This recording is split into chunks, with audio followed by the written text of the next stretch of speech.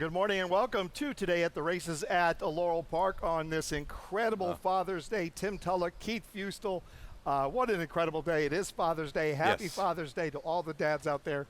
You too. Oh, I appreciate it. Same to you. Yeah, great day. We couldn't ask for better weather. Lots of specials going on today at Laurel Park. The main special being this smorgasbord of a betting card. Really looks good. Lots of value, I think, in store for this afternoon. We had an early pick 5 yesterday. If you're at 3,300, so yeah, there's lots of good spots today to sink your teeth into this card and hopefully take a shot. Yeah, they bet 88,000 in the early pick 5 yesterday. It was a really good day of racing. Today, another great card, including the 8th race as the Stormy Blue Stake. 14 fillies are going to line up. 13, I think. 13. We had one scratch. 13 fillies are going to line up to go 5.5 furlongs for $100,000. But we have other events that we want to tell you about real quick, just in case you're at home, you want something to do, well, come out and see us Father's Day here at the races. There's a lot going on here.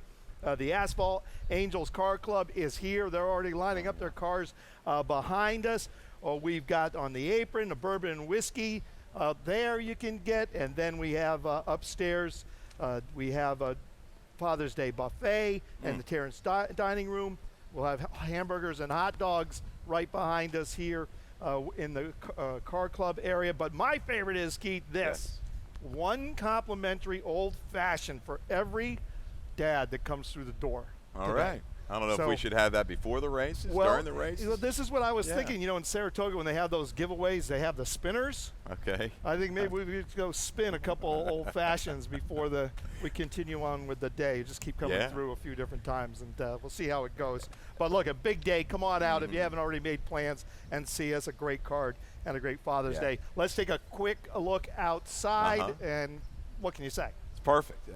Fast and firm. It's mostly sunny, 74, probably getting up close to 80 when it's all said and done. Things kind of heat up a little further down the road, but we're staying dry here in the Mid-Atlantic region. Yes, if you come down, visit us at the paddock here near the set. Behind us, some great classic cars.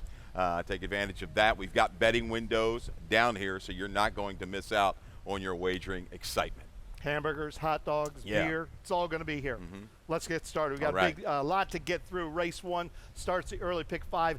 As always, 50-cent minimum, 12% industry low takeout. And race 1 is going a mile and an eighth on the turf course, a maiden 45 event for maiden fillies and mares, 3, 4, and 5-year-olds. And we're going to start with the 3. Why don't we go right to the video, Keith? Dead Sexy, Angel Cruz, Madison Myers. This is your top pick. Yeah, and I used this horse as a value play last time out over at Pimlico at nearly 20-1.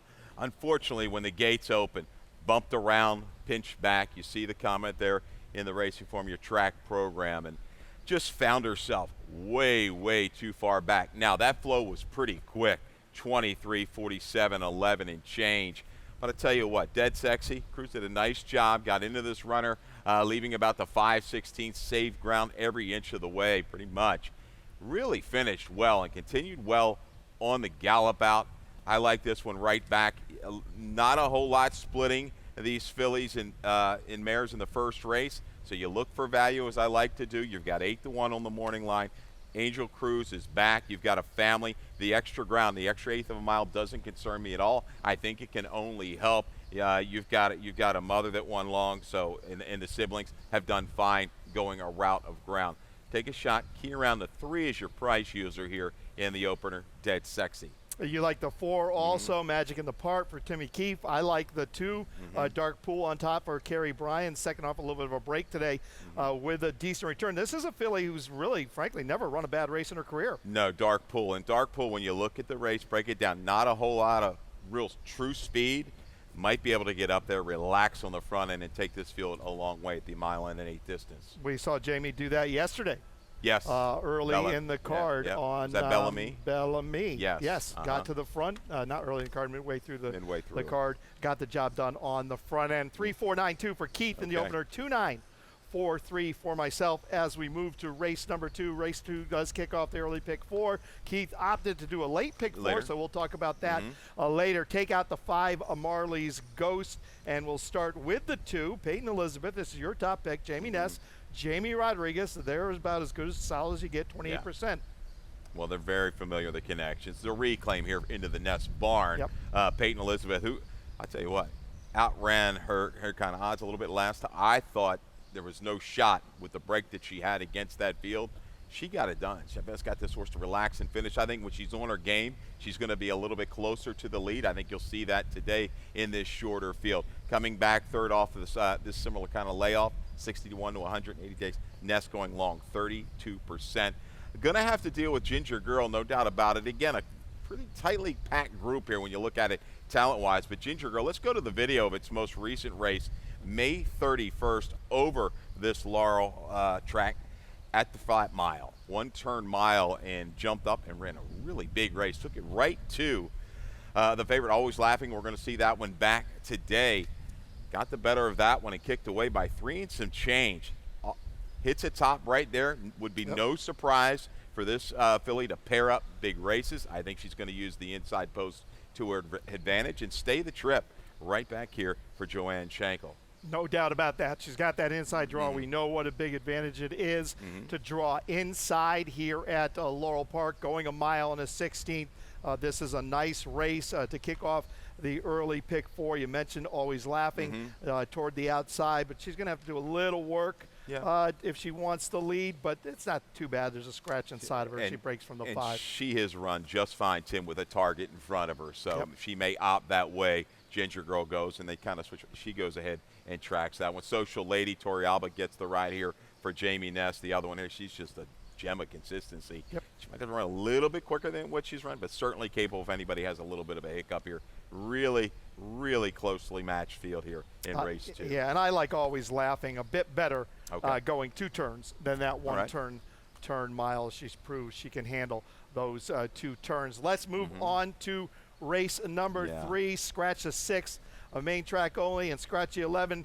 Remember, the 12 draws in. The 12 he will race in race 3. Tick-Tock Daddy, make the rider Thais Laiapustina on the 12. Tick-Tock Daddy, he will run in race number 3. This race back on the grass, 5.5 furlongs. This is a maiden 20 event, and we're going to start with the 10, your top pick in this heat, and that is Dialed in a Panic. There we go. Dialed in a Panic. Make the rider Gene Brasino for Anthony Aguirre. First time gelding, first time Lasix. That's the angle here. Got to take a shot. No real true form in race 3, so why not go to the outside, take an outsider. Dialed in a Panic. Never been on the turf. Okay, but dialed in or okay. They're about 13% turf sprints. Lone Sib to try turf, 2 for 7. Topped it at 71. Did well on the lead and just off the lead. Freshened up, gelding, Lasix. Lots of new angles here. I'm going to hope this one kind of gets forward, gets a tracking spot. There's some other horses I think kind of want the lead, maybe need the lead. You're looking at this kind of number 20 to 1 in a wide open race where it just kind of reminds me of a little bit of the Salzman horse a couple of weeks ago. Take the shot here at a big number. You know, Nielsen, my top pick, is going to take a lot of money. 8 to 5 on the line, an $850,000 yearling purchase. Just didn't pan out. These things happen, but it is for Brittany and Sheldon. The 5, we both have a little bit of interest in. This is kind of Fonda Wanda for Katie Voss, and this one's pretty interesting to me. You'll still get a decent price. Happy John came back yesterday, right? Ran okay. Closed up against much better. I think the 5.5 is the key. Second off a little break, needs that extra ground. The debut at the Pimlico Turf Course back at 23 behind Shine on Moon. He really finished quite well. The last 1/8 of a mile closed up about 6 lengths. This questionable speed is going to set things up beautifully for Kinda Fonda Wanda. Let's move on to race number 4. Race 4 kicks off the Rainbow Pick 6. And we have a little bit of a carryover in the Rainbow Pick 6. I think about $5,500. I did a ticket this afternoon for this afternoon. This is a $32 play. And in race number 4, which kicks off the Rainbow Pick 6. Here we go. I'm going to go 2 deep right here in race 4. I'm going to use the 3 Romantic Story and the 5 Mary Catherine for Carrie Breon. In race 5, I'm going to spread there in this state bred allowance race. The 1, the 2, the 3, the 6. The 6 Bay Street for Katie Voss, my top pick there. Race 8, the 1 and the 8. We both like Chickahominy a bit, and of course I like the 8 Clouds of White. Race 7, 2 deep again, 1 and the 7 Rominski, but I threw in the big old boy Threes Over Deuces, who loves it here at Laurel Park, and is capable of firing a big race anytime he wants. What a war horse he is. Race 8, 13 fillies and mares line up for the Stormy Blues. I go 5 deep there. 1, 3, 6, 7, and 10. We're both on the 10 as our top pick. Tupi for Grand Motion. And then in the 9th race, I single on the 7. That is for Kieran McGee. Musical Heart. There we go at $32 play. Let's move on to race number 4. Race 4 is going 1 1/8. It's a 2 lifetime claiming $20,000. And we'll start with your top pick, and we'll go right to the video screen again. Yeah. This is Mary Catherine from January 4th down at Gulfstream Park. Yeah, let's see if Carrie Breon can turn the tables on Nolan Ramsey. We saw her runner yesterday make a big run late, just couldn't reel in Bellamy, who had the best of it on the front end. This is a good effort here down at Gulfstream. You're going to catch Mary Catherine closing up, shifting out, making a good run. Just a miss here by a neck. Strand of Gold is going to be your winner. Look at this finish. Ooh, that was a good one. Strand of Gold came back to run here, I believe at a 65 and an A other than. Had a little trouble, a little wider trip in there. So I think that, looking at the race, going synth to turf route, we've got a stat here is also going to work. I like that tune-up from that break from late January to June. Good effort at Presque Isle. Here's a little stat. 4 for 17 is Carrie Breon, 24%, 7 for 17 in the money. Synthetic to the turf route, 235 ROI. Again, Romantic Story with the blinkers on might go ahead and just try to do the same thing the Ramsey horse did yesterday. Go, but not so fast. Major Houlihan's pretty quick. You've got Arrogate Stream with Robles, might be involved early, add a little bit of pressure.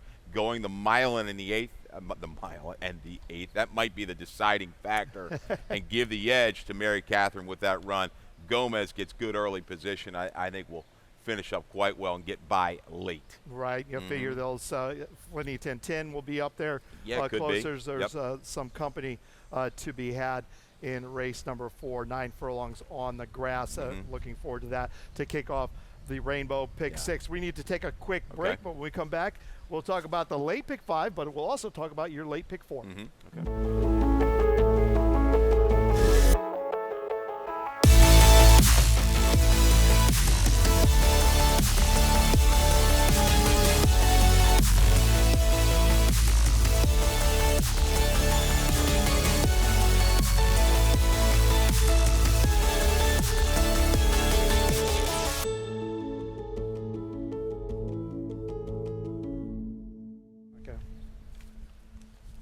Welcome back. We just got a late scratch. Well, I'll tell them right now. We don't need to text. Thanks, Lisa. But in my late pick 4, Phil, if you can, we're going to go ahead and single Rominski. That'll alter the cost of that. So just cut it in half. I think it'll be a $12 ticket now.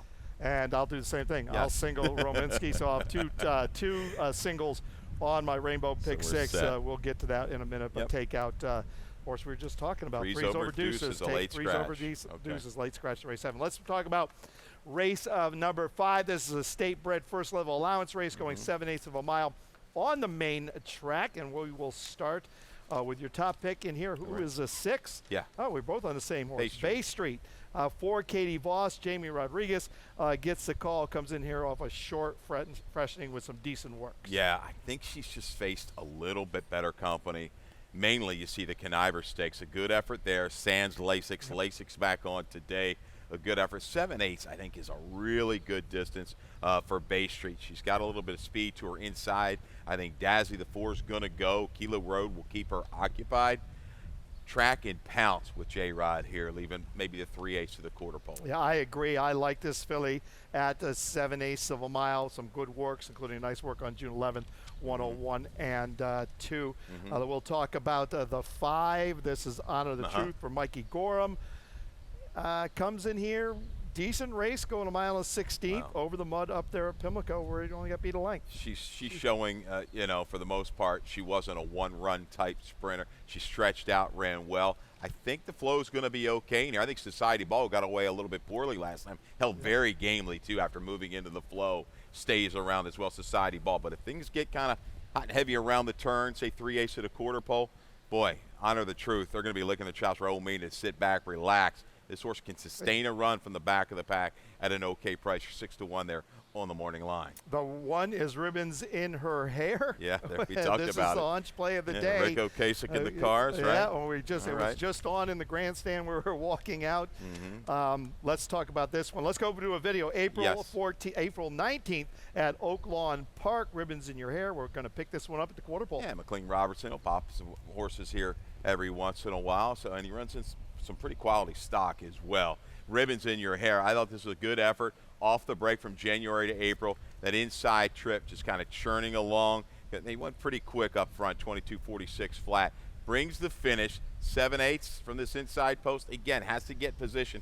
It's that final furlong I'm concerned again with some other horses with similar styles. How is she going to go? But that came out to be a triple key race. That winner came back to run a 74 next. I think it was a starter at Churchill Downs. Yeah, that's simply the biggest question. The 7/8 of a mile, having to break from the rail. Laurel first time, different kind of animal than Delaware and Oak Lawn Park, but has run a run here and has some races over the track. We've got to talk about the 3 Society Ball because this is a filly who simply has never ran a bad race. No. It just simply hasn't. And look at her form. Caught Golden Charm, an improving type there for Linda Albert. Again, step slow, inside move into a pretty good flow, just stayed around and did not want to go away. Has a good number, top number at 7/8 of a mile. Yes, she does. You know, I think just maybe avoid that early move into the pressure. Wait a little bit. I think things will develop for Thais Liapestina Society Ball. Kilo Road's an improving story for Hugh McMahon, the 2 horse who you have in the mix as well. Overcome a little bit of adversity at the break. A little awkward last time. Got up there 3 wide, battled, held on for the dead heat. But moving in the right direction here for Hugh McMahon. Interesting race 5, lots of ways to go. I mean, it is a really, really good race. When you're talking about the last 2 horses we talk about are Society Ball and Kilo Road. These are 2 fillies that have done nothing wrong in their career, and we kind of get to them. That gives you the depth of this race. Really one of the nicer state-bred allowance races I've seen in a while. Let's move to race number 6. This is another state-bred allowance race. This one's going 5.5 furlongs on the turf. We're going to have a late pick 4 ticket for Keith. Let's take a quick look at that. Yeah, late pick 4 down the 12. Unfortunately, the late scratch again in race 7 of 3's overdue. Started with 1, 3, 6, and 8. Determined sale here on the turf. This state-bred for the fillies and mares. State-bred sire going 5.5 on the turf. Chickahominy going to be the top selection, but 2 set, interesting. Going to try the turf. Interesting. Maybe the speed of the speed. Big scratch in there in the 7, money's worth as well. Race 7, we're going to go ahead and single Rominski. McGee to Russell. We've seen a lot of Russell to McGee. We're going to get McGee to Russell here today. We're going to see if this guy can hold form. Race 8, 6, 7, 10 in the Stormy Blues. A slew of ways to go in there, but I like Cap Classique as a price for Brittany Russell. Tupi, the top selection for Graham Motion. Wrap it up in race 9. Aristocratic goes. Musical Heart tries to stalk and pounce. $12. There you have it. Nice. We can split that. Yeah. Yeah. And maybe I think I've got 6 singles together here in the back pocket. I'll have to go to my wife to get my 6 singles. Race 6, as we talked about, 5.5 furlongs on the grass. And your top pick here is the 1 Chickahominy. And we're going to go to the video November 2nd, 2023. We're going to pick this one up at the top of the stretch. Getting back, she's not bad, really, on the main track. I think she might prefer a little bit of an off track when she's on the dirt. But, man, this was really, really good here with Billy Humphrey back in November. The last time she was seen. Just closes with a flourish. A little adversity early. Found her 8-10 lengths out of it. Watch this run. Boom. Pure determination. Right up at the wire. We like that. Got it done at 7-2, almost 4-1 there, 390 to the dollar. We talked about Freshen for Robbie Bales.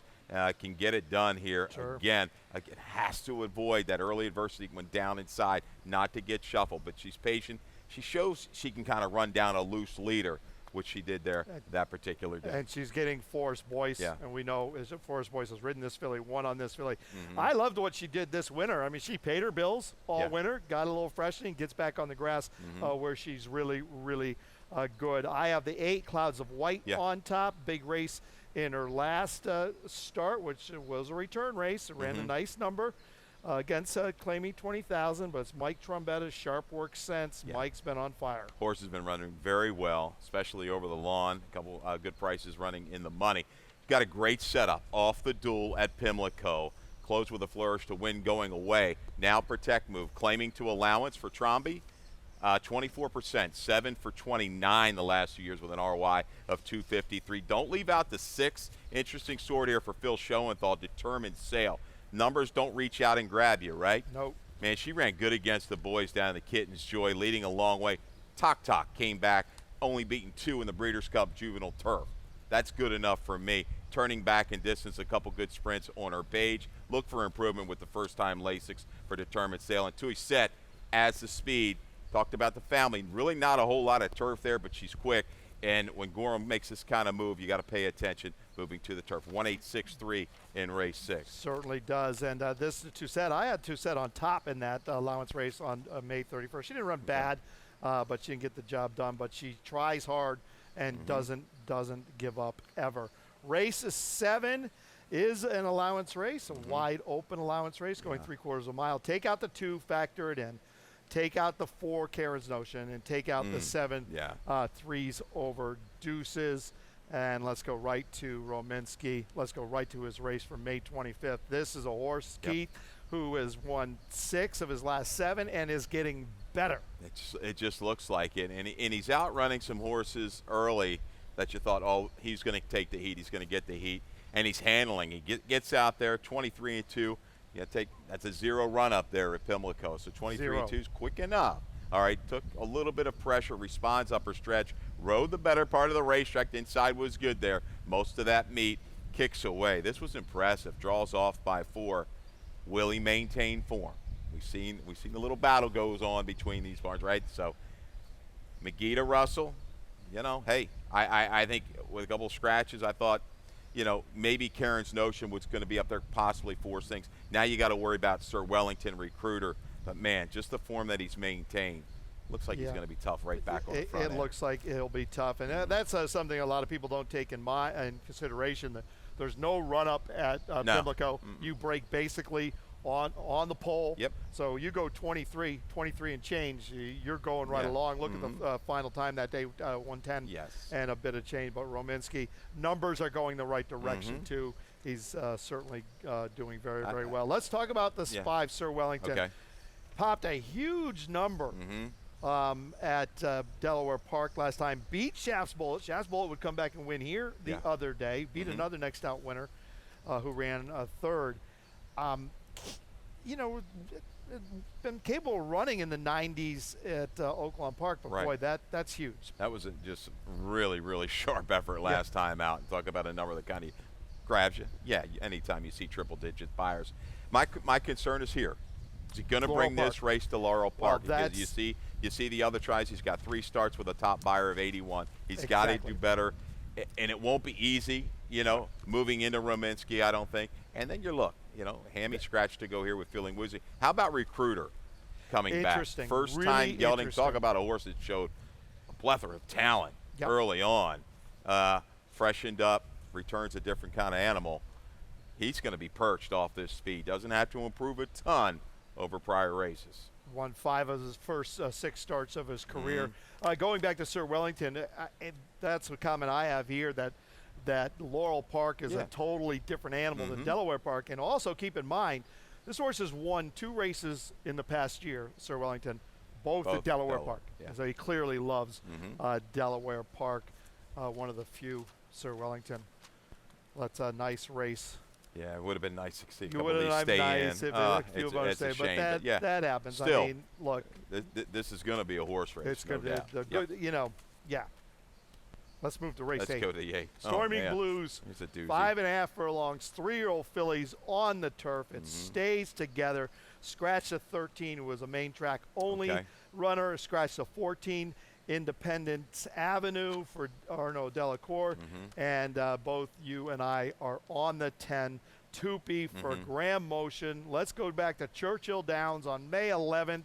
And we're going to look at the start twice here at Churchill, and then we'll watch the stretch. Yeah, just bounced around a little bit out of the break here. You see breaking kind of middle of the pack.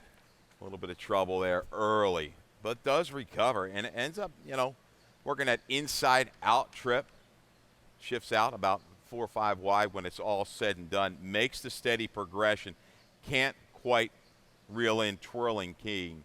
That horse, I think, was first-time turf, but it run a real big number on the synth prior for a very capable barn. But I like the finish here. I think she's going to thrive on this stretch run at the 5.5. You don't see horses make the big run that last 8, but they're going to start that ramp things up around the 3/16 and move in from there. Tupi certainly capable out of that race. With the third place finisher just won yesterday. Cloudwalker won the A other than against Older at Churchill with an 83. Fourth place finisher out of that race. The Mems came back second in the Penn Oaks with an 85. The quality of fields are there. Her running style certainly works. You've got a lot of horses that want to be on or near the lead in here. You'll see Ruiz. It's going to be a big ask with the big field to work it out, but I think he can get it done here for Grand Motion and company. Right now, Georgia Ruiz is riding lights out, especially for Grand Motion, but anything he gets on, he's able to work out these trips. Big race last November at Aqueduct, where she took down the Stewart Manor up there. Won 75 by her speed figure, got the job done there.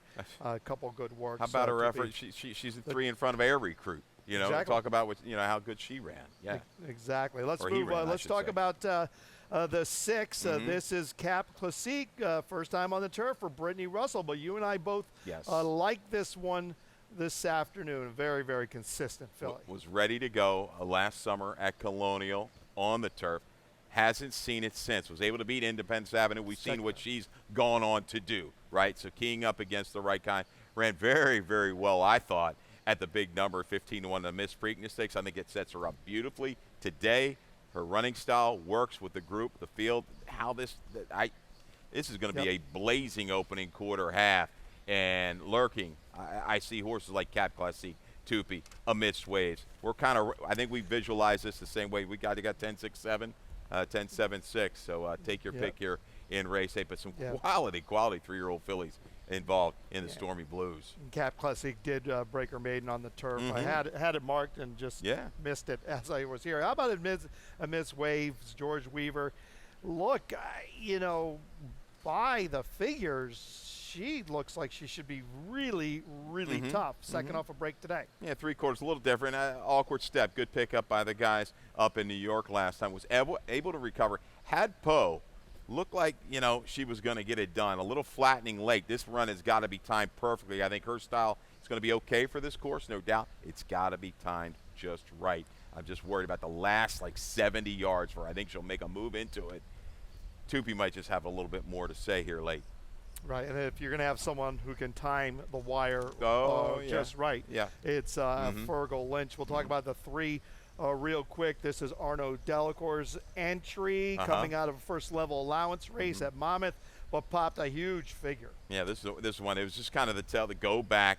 Had this one in a Group 1 in its second career start after winning the debut at Wolverhampton. A lot of talent there. Back with the straight 3-year-olds, yes, can get position, and I think we'll finish up. Biggest question, off the Lasix today, but one more. We need to talk about the 1 El Torino. Okay. For Christophe Clement, never been on the grass, but very good on the synthetic. Wow. I don't think the grass is an issue. May even get better. I mean, clearly something went amiss on March 24th, no doubt. But she's had some time. She's coming back. Some good works. Those numbers pop off. They do. She's extremely quick. She's going to have to use that from the inside post. And you see who beat her, Twirly Queen, who came back to beat our top selection down there at Churchill Downs. as I like to say, lots of ways to go here.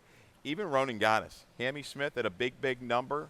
Okay, you're talking exacta try super, and the flow. I think it's going to be a hotly contested pace. Certainly, this filly can make a run from off the pace to get it done. I'm going to just put a line through that good turf try over that good turf course, I should say, at Pimlico going long. Shortening up's the right idea for her. Right. You could make a case for a couple other of these horses. Discreet Ops. This is a filly that hasn't run a bad race. The turf should work for her. Army Mules have been good. I mean, I think they're over 20% with the turf sprinters. It's a tough heat to ask to go on the turf for the first time, but certainly not out of the question. Very good race we have here for a feature race this afternoon. The Stormy Blues, $100,000 on the line, 5.5 furlongs. 13 crack fillies line up, and I'm looking forward to that. Let's get to the nightcap. This is race number 9, 7,500. Date race. Haven't won a race in 6 months. Yeah. And look who's won a couple. Musical Heart, right? He's won a couple in that time. So let's talk about the 7 Musical Heart.